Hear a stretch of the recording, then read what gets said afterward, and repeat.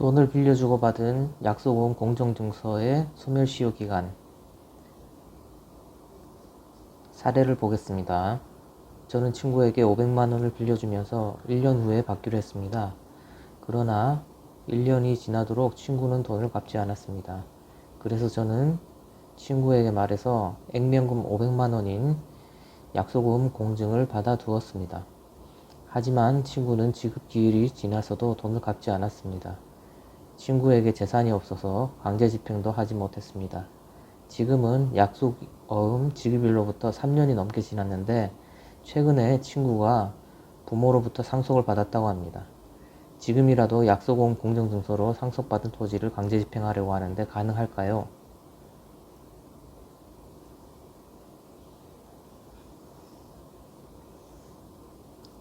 답변을 보시겠습니다. 약속어음의 경우 발행인에 대한 청구권은 지급일로부터 3년간 행사하지 않으면 시효로 인하여 소멸하고 일람출급 약속어음의 경우에 일람출급어음 지급의 제시는 발행일로부터 1년 이내에 하여야 하므로 그 기간 내에 적법한 지급 개시가 없었다고 한다면 그 기간의 말일에 만기가 도래한 것으로 보고 그때부터 소멸시효가 진행하게 됩니다.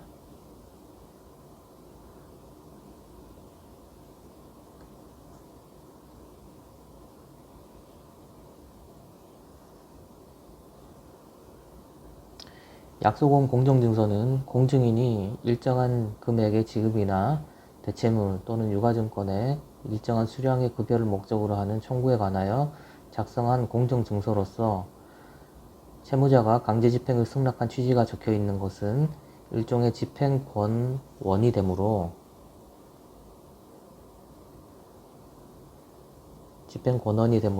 별도의 재판을 거치지 않고 곧바로 강제집행을 할 수가 있습니다. 그러나 판례는 약속어음에 공증된 것이라고 하여 그 약속어음이 판결과 동일한 효력이 있는 것에 해당하여 확정된 채권이라고 할 수는 없다. 따라서 그 약속어음 채권이 민법 165조 제2항에서 정한 채권으로서 10년의 소멸시효에 걸린다고 볼 수 없다라고 판단했습니다. 따라서 공증된 채권의 소멸시효 기간은 공정증서의 원인이 된 채권의 성질에 따라 달라지는 것이고 약속어음을 공증한 경우 소멸시효 기간은 3년으로 보아야 합니다. 그러므로 질문자의 경우 약속어음 채권의 소멸시효 기간은 경과하였으므로 약속어음 공정증서로서 강제집행은 할 수 없습니다. 다만 여기서 중요한 것이 기존 채무 이행에 관하여 약속어음을 교부할 때 특별한 의사 표시가 없는 한 기존 채무의 지급을 위하여 또는 담보를 위하여 교부하는 것으로 추정하게 되고 기존 채무는 소멸하지 아니한다는 것입니다. 그러므로 약속어음 채권은 시효로 소멸하였으나